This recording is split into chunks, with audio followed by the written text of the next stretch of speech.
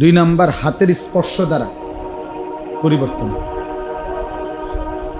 মাথায় হাত বুলায় দিছে, চেহারায় হাত বুলায় দিছে, মুছে দিছে, বিনিময়ে দেখা গেছে জিন্দেগি বদলায় গেছে। দাড়িবিহীন মানুষ দাড়িওয়ালা হয়ে গেছে। মানে দিলের মধ্যে একটা জিনিস লাগছে যে আরে হুজুরে আমার এভাবে আদর করে দিল, যা ছেড়ে দিল না। এর দ্বারা অসংখ্য মানুষের পরিবর্তন হয়। আরেকটা হলো হৃদয়ের উত্তাপ, মানে দিলের দরদ, দিলের ধারকান, অন্তরের নড়াচড়া। যে মানুষের ফিকির করে, মানুষের পরিবর্তনের আশা করে, এই যত আলেম ওলামা পীর বুজুর্গ মাশায়েখ, ওনাদের অন্তরের মধ্যে এরকম একটা আকাঙ্ক্ষা সারাক্ষণ থাকে যে আল্লাহর বান্দারা বদলে যাক, মানুষ আল্লাহমুখী হোক, এরকম একটা ফিকির থাকে দিল। এরকম কোনো দিলওয়ালার কাছে যদি কেউ বসে, সোহবত, সান্নিধ্য, সাহচর্য, সরাসরি বসা, এই দিলের এই ধরপর, দিলের এই উত্তাপ, আল্লাহ পাকের মহব্বত মারেফাতের এই দিলের নড়াচড়া, এটা ওই ব্যক্তির দিলের মধ্যে ট্রান্সফার। এই জন্য তিন জিনিস, চোখের নজর, হাতের স্পর্শ আর সরাসরি সোহবত, মানে যার কারণে অন্তরের দিলের উত্তাপ, এর দ্বারা মানুষের পরিবর্তন। এই জন্য মাঝখান দিয়ে যদি আপনি আপনার বরাবর এই মোবাইলটা ধরে রাখেন আপনার হাতে, তাহলে আপনি আর আপনার হুজুর, তার থেকে আপনি একটা আলাদাভাবে বেড়া দিয়ে দিলেন, গ্যাপ করে দিলেন, তাইলে এতে দিলে ঢুকবে না। এই জন্য শুধু আজকের জন্য না, সব সময় এটা মনে রাখবে। ওরা যে স্ট্যান্ড লাগায় সেটা একটু ভিন্ন হয়, যে তারা তো স্ট্যান্ড লাগাইয়া বসে যায়, কিন্তু আপনি তো সারাক্ষণ এটার দিকে তাকায় থাকেন, এতে আপনার অন্তরে জমবে না। এই জন্য সব সময় যত বড় ওয়াইজি হোক, আপনি শুনেন, আপনি বদলাইলে একটা জাতি বদলাবে, একটা ঘর বদলাবে। আপনার পরিবর্তনের দ্বারা, আপনার আহাজারি দ্বারা, আপনার হৃদয়ের উত্তাপের দ্বারা আল্লাহ তাআলার আরো বহু বান্দা বদলে যায়। মোবাইলে 1 লক্ষ ওয়াজ আছে আপনার মোবাইলে, তো এতে তো কবরের আযাব মাফ। তো আপনার মনে করেন বাংলাদেশের 1000 হুজুরের সাথে আপনার একটা ছবি আছে, এতে করে আপনার কবরের আযাব মাফ। ফেরেশতার কাছে এই বড় মোবাইলটা জমা দিলেই তো আপনারে বেহেশতে পৌঁছাই দিবে। আসেন, আরে আপনার জন্যই তো অপেক্ষা করছিলাম। এই জন্য বাপ, দয়া করে আন্তরিকতা নিয়ে, মনোযোগ দিয়ে, দিল দিয়ে আল্লাহর কথা শুনুন। যিনি বলুক, জুমার বয়ান, এরকম ইসলাহি মজলিসের বয়ান যখনই হয়,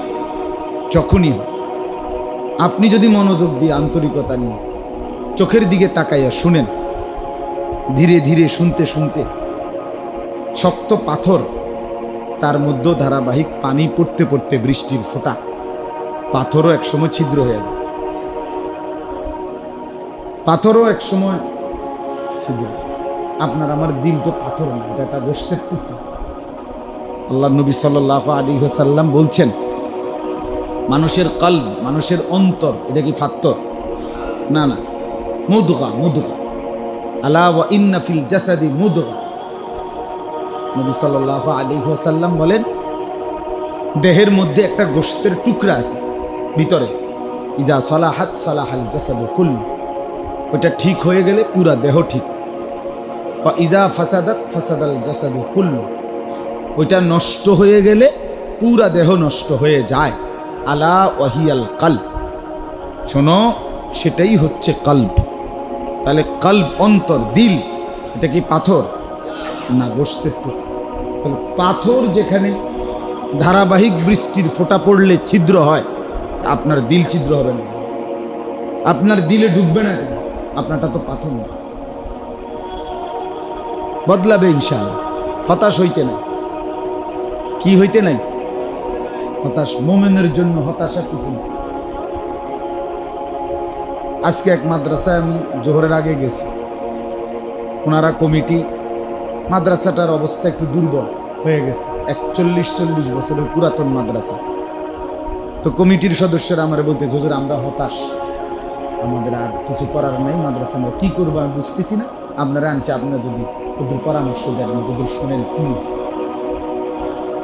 তো আমি প্রথমেই বললাম যে আগে এই কথার সংশোধন হোক, পরে যা ওই শুনবো পরে, আগে এই কথা বলেন যে আপনারা হতাশ, এই কথা উদ্রু করেন।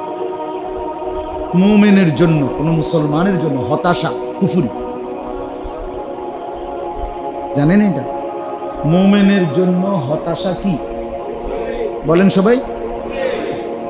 কোনো মুসলমান কোনো অবস্থাতে হতাশ হইতে পারে না। হতাশ হওয়া কুফরি, কুফরি।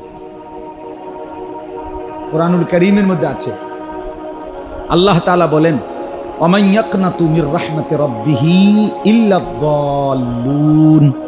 এই যে কোরআনের আয়াত, আল্লাহ তাআলা বলেন আল্লাহর রহমত থেকে হতাশ হয়, নিরাশ হয় একমাত্র সে পথভ্রষ্ট গোমরাহ যে। তাহলে মুমিন কি হইতে পারে না?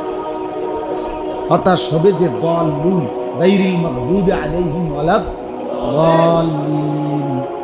এই যে ওয়ালাদ দাল্লিন, এই দাল্লিন যে বেঈমান, কাফের, পথভ্রষ্ট, সে হতাশ।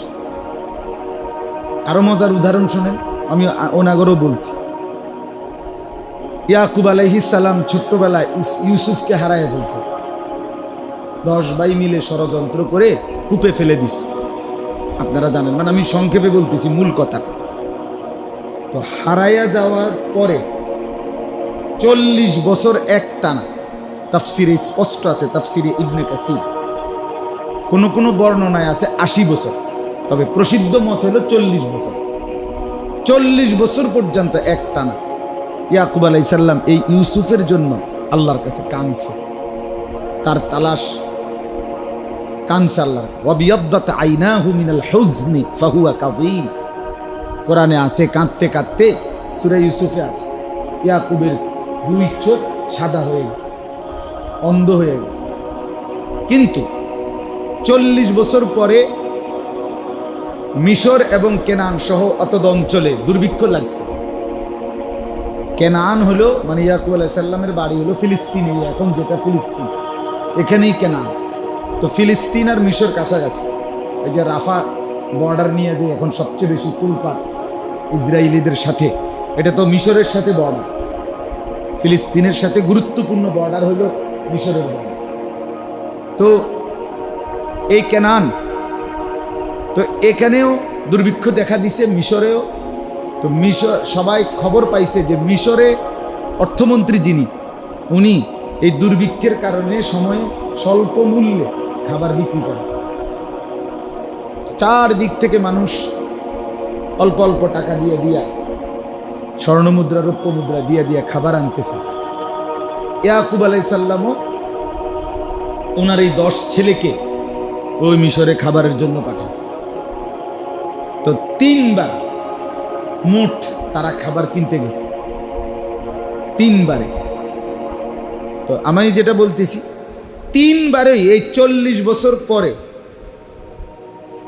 3 বারই ইয়াকুব আলাইহিস সালাম ওই 10 ছেলেকে যাওয়ার সময় বলছে, বাবা খাবারের জন্য তো যাচ্ছ মিশরে, কিন্তু আমার ছেলেটাকে তালাশ করো। ইউসুফকে কি করো? তালাশ করো।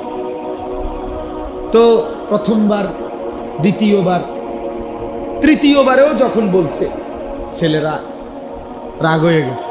আপনারে কইলাম আজ 40 বছর ধরে হুদা কামে কাম দেন, একটা কথা বুঝেন না, কিচ্ছু না। 40 বছর পর্যন্ত একটা ফুলাফান বাচ্চা থাকে, কই আছে না আছে, কই হারাইছে, কইলাম বাগে খাইয়া লাইছে, আপনি এরপরও আবার কম। তো আপনার ওই সময় বললাম, তারপরও তো এই 2 বার খুঁজলাম আপনার কথা মতো, কই এক পাইলাম না, এখন আবার কইতেছেন, বুঝেন নাই? তৃতীয়বারে আবারও কি ইয়াকুব আলাইহিস সালাম বলছে, আমার ছেলেটাকে কি করো? তালাশ করো, খুঁজো। এই কোরআন শরীফে আছে, এর স্পষ্ট কোরআনের আয়াত, সূরা ইউসুফে আছে। এই তখন ইয়াকুব আলাইহিস সালাম বলছে, আবারও বলছে, দেখেন ছেলেদের, ইয়া বানি ইয়াযহাবু, হে আমার ছেলে, তৃতীয়বারের কথা, হে আমার সন্তানেরা যাও মিশরে, ওয়া তাহাসসাসু, সবাই মিলে আমার ছেলেটাকে তালাশ করো, ওয়ালা তাইআসু, তখন ইয়াকুব নবী বললেন, সন্তানরা আমার 40 বছর পরেও আমি তোমাদেরকে বলছি, ওয়ালা তাইআসু, মোটেই নিরাশ হইও না, হতাশ হইও না। এরপরে বলেন, ইন্নাহু লা ইয়াইআসু মির রাউহিল্লাহি ইল্লাল কওমুল কাফিরুন, মনে রাখবা সন্তানরা, নিশ্চয়ই আল্লাহর রহমত থেকে নিরাশ হইতে পারে সে কাফের বেঈমান সম্প্রদায়। যে বুঝছেন হিসাবটা? এই তাহলে কি বোঝা গেল? হতাশ হওয়া এটা কি কুফরি, এটা কাফেরের স্বভাব হইতে পারে, মুসলমানের হতে পারে। এবার তৃতীয়বারে, ঠিকই, মানে এটা দরকার নাই এখন আমার কথা বোঝানোর জন্য, তারপরে বলতেছি। তৃতীয়বারে ছেলেরা 10 জন যখন খাবার কিনতে গেছে, এইবার সরকার কর্তৃক নির্ধারিত যে স্বল্প মূল্য, ওই ট্রাকে করে দেয়, যে সরকারি যে টায়া দেয় না আপনার স্বল্প মূল্যে, ট্রাকের মধ্যে দাঁড় করে করে দেয় না, মানুষের সিরিয়াল ধরে নেয়, টিসিবি বলে যাবে না। তো এখন এই সরকার কর্তৃক নির্ধারিত যে স্বল্প মূল্য, এই তৃতীয়বারে এই 10 ভাইয়ের কাছে এটাও নাই, এই টাকাটাও আর নাই, এবার আছে একবারে অল্প ওই। অথচ খাবার দরকার ধরেন 100 মণ, 100 মণ খাবারের দাম যদি 10,000 টাকাও হয়, ওনাদের কাছে আর 5-6 হাজার টাকা, এত অভাবে পড়ে গেছে 10 ভাই। তৃতীয়বারে আইসা খাবার চাইছে 100 মণ, কথার কথা, টাকা দিছে 6,000 ধরেন, আরো লাগবে কত? তো এইবার এই টাকাটা কোথা থেকে আসবে? এই তৃতীয়বারে ওই ইউসুফ আলাইহিস সালামই তো অর্থমন্ত্রী, মূলত তো উনিই অর্থমন্ত্রী, হেরানা চিনছে না, কিন্তু ইউসুফ আলাইহিস সালাম তো প্রথমবারেই চিনছে, আল্লাহর হুকুম না থাকার কারণে পরিচয় দিচ্ছে না। কিন্তু এই তৃতীয়বারে 10 ভাই বলল যে আপনি আমাদেরকে এইটুকু মূল্য দিয়েই আমাদের যে পূর্ণ চাহিদা 100 মণ, ওইটাই আমাদেরকে দেন, আর টাকা এটুকুই নেন, তো বাকি মূল্য কোথা থেকে আসবে? তো 10 ভাই একসাথে বলে উঠছে, ওয়া তাসাদ্দাক আলাইনা, বাকিটা ভিক্ষা দেন, সাদাকা, বাকিটা কি? সাদাকা। ওয়া তাসাদ্দাক আলাইনা ফাআউফি লানাল কাইলা ওয়া তাসাদ্দাক আলাইনা, আমাদের চাহিদা পূর্ণ করেই দেন, তবে মূল্যটা আমাদেরকে, বাকিটা সাদাকা দেন, ভিক্ষা দেন, ভিক্ষা। আমার কাছে মনে হয়েছে আর কি, আর সে আজিম যেন নড়ে উঠছে। আল্লাহ তাআলা বলছে, এই পৃথিবীবাসী দেখো না, ঘটনাটা দেখো, এরা সেই 10 ভাই গত কিছুদিন আগে যারা এই একজনকে নিচে ডুবাই লাইছিল, আর আমি সেই আল্লাহ, যেই আল্লাহ আজকে একজনকে উঠাইছি 10 জনকে ডুবাই লাইছি। এরা এখন একজনের কাছে ভিক্ষা চায়, অথচ সেদিন তারা 10 ভাই মিলে এরে পানি ফেলাই দিছে। ওয়া তাসাদ্দাক আলাইনা, তো তাফসীরের মধ্যে লিখছে, ইউসুফ আলাইহিস সালাম যখন এই 10 ভাই এটা বলে ফেলছে, আজকে আমাদেরকে সাদাকা দেন, আপনি আমাদেরকে ভিক্ষা দেন, তো ইউসুফ আলাইহিস সালাম আর চোখের পানি ধরে রাখতে পারে না, কষ্টে আর সহ্য করতে পারে না। তখনই ইউসুফ আলাইহিস সালাম পরিচয় দিয়ে বলে ফেলছে আর কি, কথা মানে এমন ভাবে বলছে ইউসুফ আলাইহিস সালাম 10 ভাইকে লক্ষ্য করে বলছে, ক্বালা হাল আলিমতুম মা ফাআলতুম বিইউসুফা ওয়া আখিহি ইদ আনতুম জাহিলুন। সূরা ইউসুফের আয়াত। ইউসুফ বললেন, তোমাদের কি মনে পড়ে, হাল আলিমতুম, তোমাদের কি মনে আছেনি, মা ফাআলতুম বিইউসুফা ওয়া আখিহি, তোমাদের যে 2টা ভাই, একটা ভাই ইউসুফ আর তার সাথে তার আরেকটা ভাই ছিল আপন, সব তোমরা না সব ভাই, ইউসুফের তো আরেকজন ভাই আছে বিনিয়ামিন। এই দুই ভাইয়ের সাথে ইদ আনতুম জাহিলুন, যখন তোমরা অবুঝ ছিলে কি করেছিলে? মনে কি পড়ে? এরা একটা লাভ দিয়ে উঠে, আরে আরে ক্বালু আইন্নাকা লা আনতা ইউসুফ। 10 ভাই একসাথে বলে উঠছে, তাহলে কি তুমি আমাদের সেই ভাই ইউসুফ নাকি? না, তুমি এভাবে দাগ নম্বর খতিয়ান নম্বর সহ, আমরার বাড়ি কেনান, তোমার বাড়ি কি মিশর, আমরা হইলাম ফিলিস্তিনের, তুমি হলে অ্যাঙ্কার, তুমি আমগো ভাই, আবার হেবড়ার লগের ভাই, দুজনের নাম জানলা কেন? তুমি নাকি ইউসুফ? قال انا يوسف وهذا اخي। ইউসুফ আলাইহিস সালাম বললেন, হ্যাঁ আমি সেই ইউসুফ, আর গত সফরে কৌশল করে যারে আটকায় রাখছিলাম সেই আমার ভাই বিনিয়ামিন। ওই দ্বিতীয়বারে একটা কৌশল কইরা, হ্যাঁ চুরির একটা কৌশল করাইয়া কি করে লাইছে, এ যারে আটকায় রাখছি সে আমার ভাই। ওয়াহাদা আখি, মানে বিনিয়ামিন তখন পাশে বসা ছিল। কাদ মান্নাল্লাহু আলাইনা। এরপরে ইউসুফ বললেন, ভাইয়া শুনে নাও ভাই, আমার আল্লাহ রব্বুল আলামিন বারবার আমার উপরে অনুগ্রহ করেছেন। তোমরা চেয়েছিলে ফেলে দিতে,